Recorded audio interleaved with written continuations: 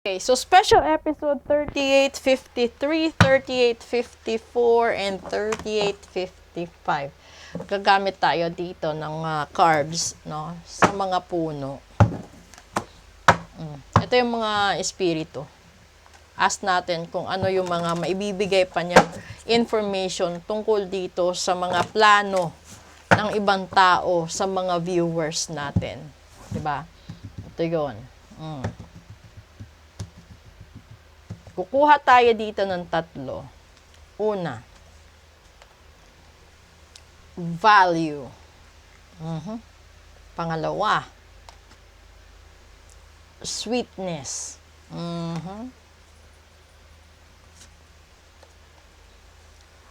Ungrounded. Ito na lumabas talaga. Okay. Kasi yung una, no, hindi mo binibigyang halaga ang mga bagay-bagay. So, ibig sabihin, dumidilim, nawala ng pag-asa. Hindi mo binibigyan ng importansya yung mga bagay na dating maganda, masaya, mapakinabangan, napapakinabangan at mapapakinabangan pa. So, ibig sabihin, dito pa lang, sa unang dalawang baraha, no, sinasabi na dito na sana hindi ka nagbago. Sana hindi ka nakalimot, no? Dahil nabanggit ko kanina sa daily episode, kapag may mga tao kasi na umuunlad, nakakalimot, lumingon sa pinanggalingan. Or minsan kasi, may mga tao na kapag ito kasi sa isang relasyon, no, alam mo yung masaya ka na sa karelasyon mo kahit hindi siya mayaman. Pero dumating yung punto na nagkaroon ka ng manliligaw na mas mayaman, iniwan mo itong tunay at wagas na nagmamahal sa'yo. Hanggang sa dumating sa punto na naging mayabang ka, mapagmataas ka, yung para bang nasa likod na yung magandang budhi mo, nasa harap itim. Alam mo yon, yung ungrounded ka. Ibig sabihin hindi ka na yung tipo ng taong magalang, hindi ka na yung tipo ng taong normal dati, nakakilala nila. Alam mo, sasabihin na sana noon ganito ganyan, 'di ba? Kung naging ganyan ka sana, 'di ba? Kasi alam mo, isang pinakamagandang example diyan is sasabihin nila na mabuti pa ikaw noon, simpleng buhay, masayahin, kontento, magalang, kesa ngayon, titingnan ka, tinitingala ka dahil sa yaman mo, sa success mo, pero nawala na ang lahat dito. Itong mga tao or ito yung mga factors na nagpapatamis at ito yung factors na nagbigay sa'yo ng pag-asa at nagtulak sa'yo para makuha mo yung mga success mo ngayon. So, posible, dito lalabas ang salitang wala kang utang na loob. Kung maraming taong nag-ambagan, maraming taong nagtulungan, no, gumawa ng paraan, ito yun. Dito lumalabas kung gaano kasama ang budhi ng isang tao kapag nakalimot siya sa pinanggalingan niya. Kung ito naman ay patungkol sa magulang natin, no, sa mga anak, halimbawa, kasi yung healthy reading natin is all about the mother itself. So, kung sa mga anak naman, hindi ka naman magiging successful, hindi ka rin lalabas sa mundong ito kung hindi dahil sa iyong ina. 'Di ba? So, hindi lahat ng ina mabait, hindi lahat ng ina responsable, pero maraming ina na sumusubok maging mabuting ina at maging responsableng ina. So, nasa sayo na yon kung hihintayin mo pa bang ilibing muna or mamatay muna bago ka makipagkasundo sa nanay mo? Hihintayin mo ba muna na siya pa yung humingi ng tawad sa'yo?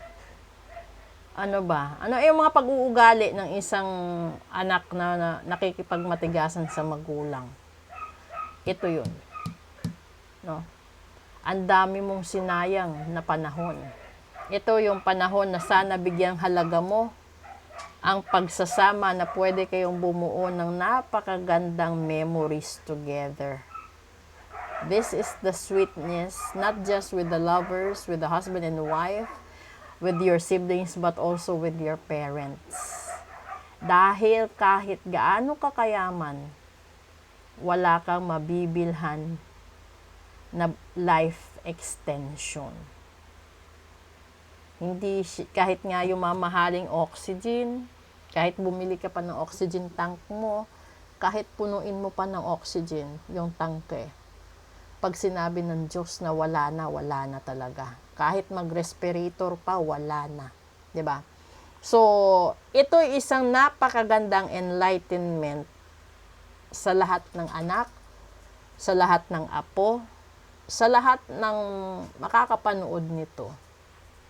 Bigyang halaga ang mga pagkakataon na pwede ka pang bumuo ng napakasayang memories. Iwasan mo dito. Kasi alam mo, yung akala mo, masaya yung ibang tao pag magulang mo ang humihingi ng tawad sa anak. Hindi. Sa totoo lang, siguro, hindi ko alam kung na-share pa ito sa inyo. Sa spiritual na pamamaraan, walang anak na deserve makatanggap ng paghingi ng tawad ng isang magulang. Dahil magulang pa rin ang nagbigay ng buhay sa'yo. Magulang mo ang naging daan ng Diyos para lumabas ka sa mundong ibabaw. So, darating ang panahon, magiging magulang ka din. Sa tingin mo, maganda ba tignan? Magulang ang naghahabol sa anak? Magulang ang nagmamakaawa sa anak? Hindi. Hindi responsibilidad ng anak na buhayin yung magulang niya. Pero kung tunay kang nagmamahal, hindi mo siya matitignan bilang responsibilidad. But it's a way of thanking God that you still live on this earth dahil sa Kanya, dahil sa kanila. So, ito sana ang gusto kong ibigay sa inyo na mensahe. Bago pa kayo mawalan ng nanay, mama, mami, di ba? Lola, you have to consume this remaining time. Make good memories with them. Value the time that you are with them. Huwag kang magmayabang dahil lahat ililibing nakapaa. Wala kang pwedeng baunin ng mga titulo ng lupa, ownership ng sasakyan, ownership ng motor, or kahit anong ownership. Wala. Ililibing ka 6 feet below the ground. 'Di ba? O ilalagay ka sa urn. Or pababayaan ka ng mga relatives mo. Nababalutin ka lang sa banig at itatapon sa kung saan-saan. So, wag mo nang ipagmayabang na hindi mo sila kinakausap dahil ganito, ganyan. Kung ano man yung dahilan mo, i-lay down mo sa Diyos. Huwag mong ipamukha sa mga taong nagluwal sa'yo sa mundo. Dahil darating ang panahon, babalikan ka rin ng karma mo. Okay? So, kung gusto mong magtanggal ng karma, ng lahat-lahat ng kamalasan sa buhay, sa pera, sa pag-ibig, message lang po kayo. At titignan po natin kung ano yung pinakamagandang solusyon para maibsan ang bigat sa puso't isipan ng bawat isa. Maraming salamat po.